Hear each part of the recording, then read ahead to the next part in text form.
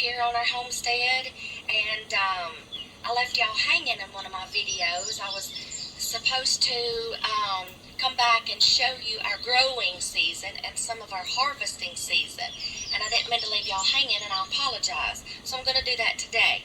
Now, mind you, it's been raining, and we have been harvesting some things, so things are just kind of looking a little scraggly right now because some things are left over and stuff like that, and composting. And then it's been raining and thunderstorming and some very bad flooding in our area last week, and we weren't able to get in the garden at all and work because it was so muddy. So we had to let it dry up. So therefore we've created a little weeds. The sunshine and the rains created a little weeds. And so I'm going to get in here and I'm going to show you how our garden has progressed. And it's looking a little scraggly too right now because we're hitting almost 100 degrees every day, and the sun is just kind of blistering everything right now. And so some things may be looking a little scraggly, but you know what? That's what's going to happen halfway through your growing season. When the weather hits the summer, the hottest part of the summer, I won't say the hottest part because we're just now getting into it here in the south, but this is what happens when, the seasons change and the weather gets hotter. This is just things you have to keep up with. And if you're not getting a lot of rain, you're going to have to pull out some water from somewhere, sprinkler system, something, buckets, whatever you got to do, rain barrels, irrigation systems, whatever. But I'm going to start on this end, and I'm going to work my way down through this way, and I may get just as surprised as you at weeds and whatever it looks like. We were just out here the other evening, just long enough to pick. We tried to stay on the hay. It rained so hard and thunderstormed so hard, and the wind was so heavy that in some of my rows, it washed my hay out of my rows.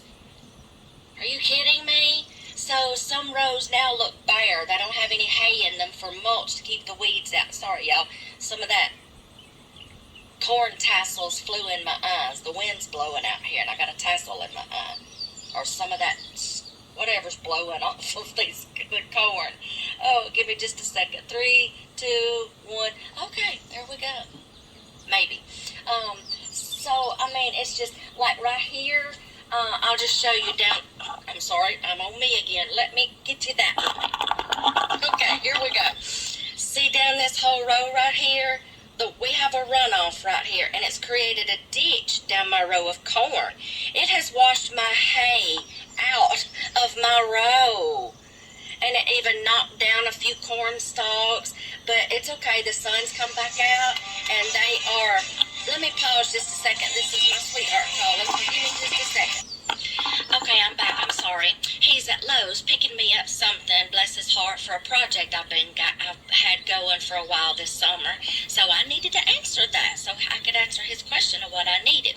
Anyway, the rains, it just rained so hard and so heavy, just created a ditch in here and washed all my hay out of my rows. See? And the sunshine, see, there's another ditch down this row right there, a little gully.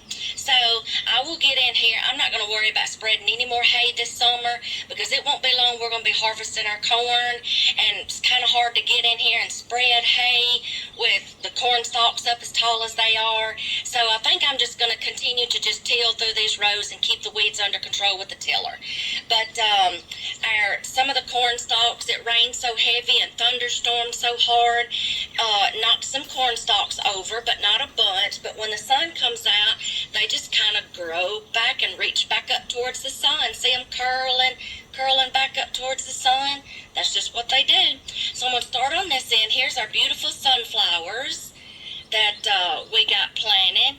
They are, look, y'all, I am 5'2", and these things are, let me get up beside one. I am right here. This thing is like way above my head. I'm going to say another 2 feet above my head. So these sunflowers are almost 7 feet tall. Ooh, that one right there, let's see, let me put my finger on it, right there.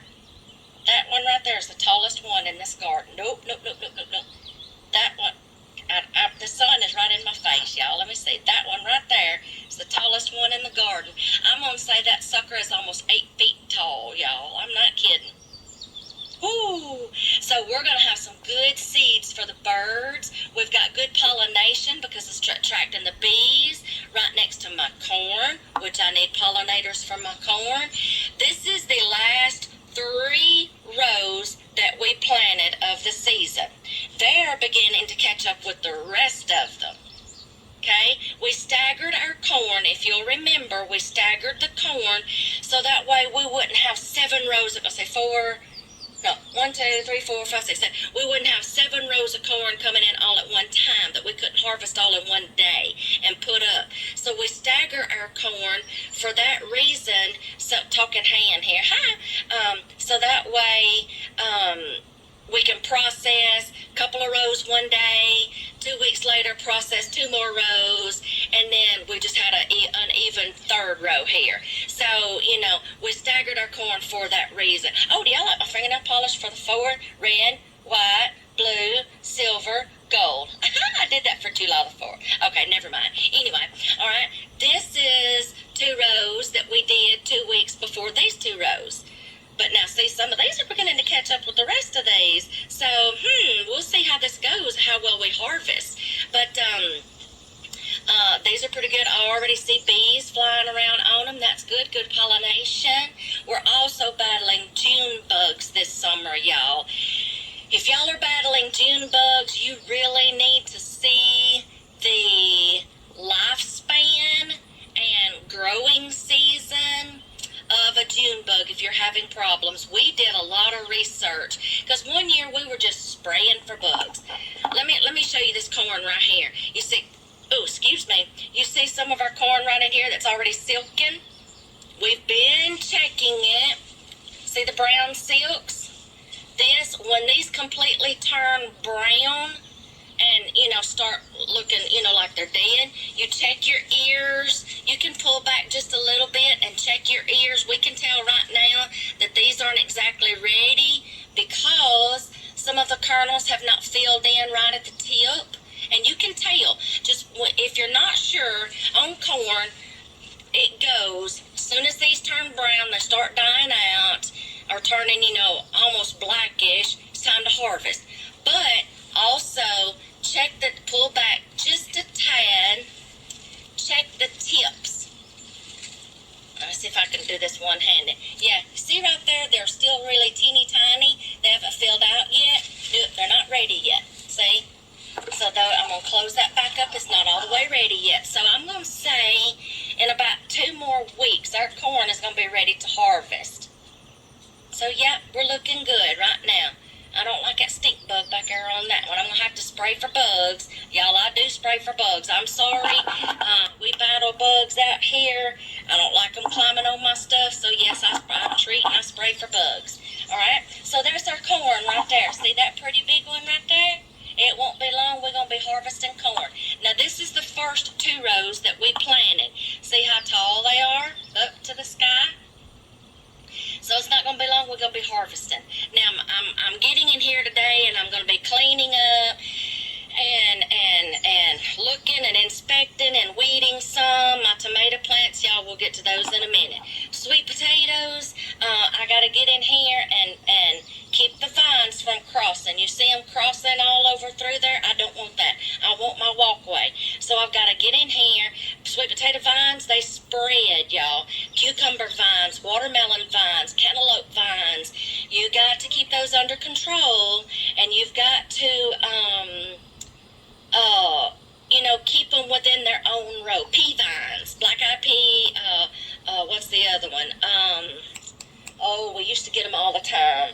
Purple hull. Yeah, you want to keep your vines in the same row, okay? Well, I like to anyway, unless they're growing up a trellis, and that's fine. But I'm fixing to get in here, get my vines back to the proper plant that they belong to, and have my walkway back through there. Now, let me tell you a story about tomatoes. Don't freak out. Your tomatoes will start looking like this in the heat of the summer, and especially if you've had a lot of rains. I've already pruned my tomato plants one time and clipped off dead growth, okay, dead leaves. This is just what's going to happen. your tomato plants, because your tomato plant is using a lot of this energy. Right, there's a sucker. I need to get that out. Yeah. Your tomato plant is using a lot of its energy producing these fruits, y'all. Look at these tomatoes on this vine. That's where all of your energy is going. When those branches and those leaves use up that energy to produce this fruit right here, they will start dying out. So I'm going to have to prune today too and get off some more dead growth. The more that you keep your tomato plants pruned and keep the dead growth off, it'll help send that energy somewhere else to help produce more fruit. So y'all, this will happen. Don't freak out. Just keep your tomato plants pruned, keep the dead stuff cut off. Now, some of these is due from rain, and this is getting to be like a fungus. So, I need to spray with a fungicide, and copper fungicide is a good one. That little dragonfly is wanting to enjoy my tomato blooms. Copper fungicide is excellent for tomato plants, keeping these funguses under control. But what's happened is, and what this is going to happen with tomato plants, if you have an incredibly rainy season as they're growing, you're going to get some fungus on them. So don't freak out. It's just something that happens. When you can start treating as your plant gets like halfway up, or you can start treating the minute that you plant it, and then get a copper fungicide, or you can make up a homemade fungicide. You can Google it, and a homemade fungicide, and start treating your plants to keep some of these funguses and bacteria off of your plants. This is another reason why you want to keep your bottom leaves off. Keep them from touching the ground, because when water splashes, rain splashes on the ground, it will splash mud and everything else up onto your plant. So that's going to create an environment for fungus to splash up and get on your plant, and then it'll just start working its way up your plant, and it'll eventually might kill it out. Okay, so I want to show y'all some big suckers while I'm out here too, because I see a bunch. Here's one right here. That may look like a beautiful starting of a new plant. Oh, yes, it's lovely. Yes, it is. But let me tell you this. Suckers have got to go, because this is one of your main branches right here. This is one of your main stems right here. We talked about this. I can't see my hand. Sun's in my eyes. Okay? This is your main stem right here. These are branches, but in this 45-degree angle here, y'all, that's robbing nutrients from your main branch to get to this fruit right here. That sucker, even though it's big and beautiful, it's got to go. But I'll hope it's not lost. Look, you can take these suckers. See these hairs on this sucker, on this stem? Okay, those little hairs will make roots. You can take these suckers and root them, plant them in another pot, and you can have a whole nother tomato plant, y'all. But I've got so many out here, I don't need any more tomato plants, okay? So this sucker's got to go. It's robbing the nutrients from that main branch, getting to that fruit right there. Here is another sucker right here, this 45-degree angle right in here. It's got to go. I got some work to do on my tomato plants. So, yeah, here's another big one, y'all. Look at this one right here. This is a big sucker. It's beautiful, but I got blossoms forming up here, and there's one right there. So I can't have it robbing nutrition, getting to that fruit right there. See, I've got some more dead leaves I've got to prune off down here. Y'all, this just happens. I've got so much fruit on my plants right now. That's what, look at those big ones right there. Y'all, my granddaughters were so excited the other day when they come out here.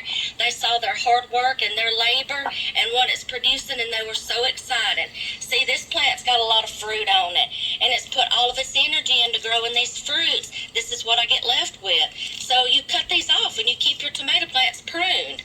Keep your tomato plants tied up. Don't let them fall over. Don't let them touch the ground. That's how they get diseases on them and funguses on them when it rains. So I got work to do in my tomatoes, 2 rows of tomatoes. Okay, so now let's go on over to my smaller patch. Here's my peppers. My peppers are looking great. Oh, you got to go back over here on your little area. I need to tie you up over there. You're on my peppers. Okay, I got peppers coming in right down there. Oh, just step up. Okay. Whoops, get that plant right there. Look at that one. Now, these are Marconis and Cabales, I think. They're going to change colors. So, just because they're green right now and they're huge, we got to wait for they change colors because they're going to be yellow and orange and red. So, when they change colors, we get to pick them. So, I got peppers going all the way down there. And they're loaded, y'all. Okay, now, this is the problem I had. I'm going to show y'all. The beginning of the season when we first planted, I had this row right here, half zucchini, half squash, and I come up with an uneven number and I wasn't happy. So I came over here and I did a couple of more, half of this row with the even number of zucchini and squash, so I would have 10 of zucchini, 10 of squash, okay? Then the other half we started with watermelon and finished out that row. Now this is what happened. We covered it up with hay, if you'll remember. But all the plants didn't come up. The hay suffocated the seeds out and suffocated the plants. They did not grow.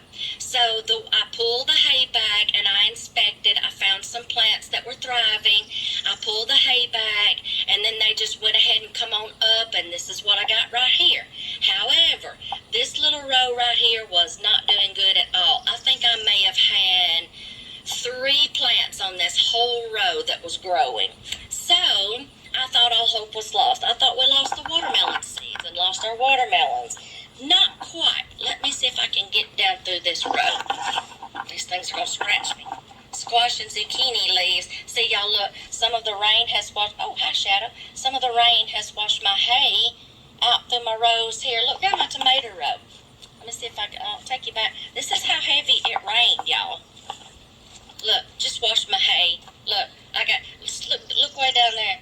This looks like the parting of the Red Sea, y'all. And look at all that grass in there. I can't stand it. That's driving me nuts. I may just have to finish the rest of the summer tilling to keep the grass out.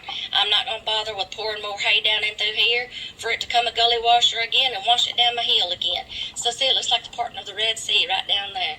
So I'm just going to spread back out what I can, and I may just have to keep this done with the tiller. But it created a ditch right down through here because the rain runs down this way, down this hill,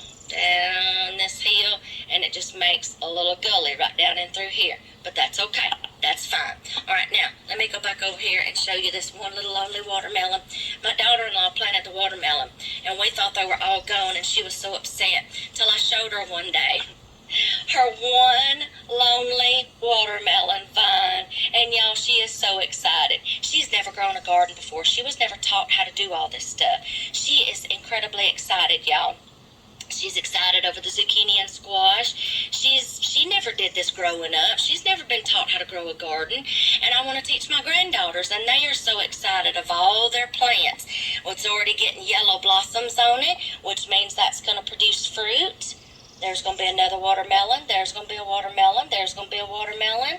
She is so excited. This is the only vine that survived that came through the grass. So what I did was I came back down this row. I pushed back all the hay, and I replanted squash and zucchini back down this row. And it came up the second time. The second time I didn't cover it up with hay. I said I wasn't making that mistake again. I waited until the seeds popped through the ground, the plants popped through the ground, and then I went back and come back around them with some hay. And so now these are going to be harvesting later. This row right here is going to be harvesting later than these over here. So that's good. We'll have a staggered season of zucchini and squash. Now let me show you what some of my zucchini looks like. Yeah, you have to check this every day, because I'm going to tell you something. You don't check it every day, you're going to get a monster like this one right here. Look at that. You're going to get 2 monsters. I got to pick those this morning. Those are going to be a good grilling size right there. Because when you start baking up or cooking up zucchini and squash,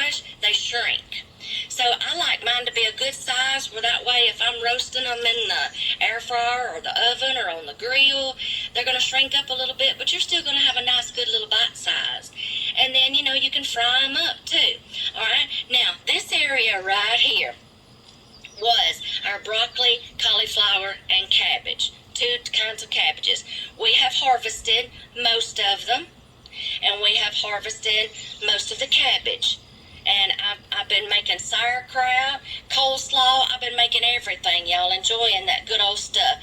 These are the cabbages that are left. And when we pull the plants up, after we pull the heads off, we pull the plant up, we're just throwing them over in here and letting them compost, making something to create worms with, making a good compost. So we've got a couple that has got to finish growing. I think they can get a little bigger, but I think the heat is fixing to stagger them too, because we're getting in the heat of the summer, and I don't think they're going to thrive much longer. So I might have to just go ahead, and even though these are going to be a little smaller heads, that's going to be fine. You know, I'm going to turn them into sauerkraut anyway, and I've got to make a video of my sauerkraut too for y'all. I forgot on the last batch, and I was like, oh my gosh, I forgot to do a video. I did a blog post on it, but I sure forgot to do a video, so I'm going to try to do that. But it's going to be with purple cabbage. And I'll tell you something about purple cabbage. I know when you do the sauerkraut for the purple cabbage, your brine is going to be purple, but that's okay. There's more vitamins in purple cabbage than there is green cabbage. Do your research. Sure is. There's more vitamins in purple cabbage than there is green cabbage. So when you ferment that on top of that, you're getting double the benefits. Ooh, I got to be careful walking out here. There's a little red seed right there down through my garden. And I got zinnias and marigolds growing. I'm going to collect these seeds when they die out and grow some more next year. Bachelor's buttons. Look at these pretty zinnias. Pretty zinnias. Let's see, look at that big old head right there. That one's going to produce a lot of seeds when the head's dry. This is marigolds. They haven't come out yet. Oh, goodness gracious, this gully. There's some marigolds. There's bachelor's buttons right there. How'd they get in the garden? Oh, well, this is a wildflower mix. That's why. Look at that bee right there. Ain't that so pretty? He's getting him some nectar. He, I don't know. I got to take a picture of that, y'all, because that's going to look so pretty on a blog post. Y'all excuse me just a minute. I got to get a picture of that pretty little bee. Oh, that's so pretty. Okay. Yeah, I got a little dragonfly landing on that one. Y'all, these plants attract butterflies. So the more bees you can attract to your garden, you've got good pollination, y'all. So this end right down here is just looking a little scrappy. This was the early season garden with the broccoli, cauliflower, and cabbage. So it's looking kind of scraggly. And then we get in here with the tiller. We till it up, till the compost in the ground, and that's good. But I am so loving that big old head right there. That's going to create a big pot of seeds right there when it dries up and dies off. See, I'm going to save those seeds and plant some more for next year. I love zinnias and marigolds. Look at that, how pretty. So that's the garden, guys. That's what we've been working on all summer. I've got now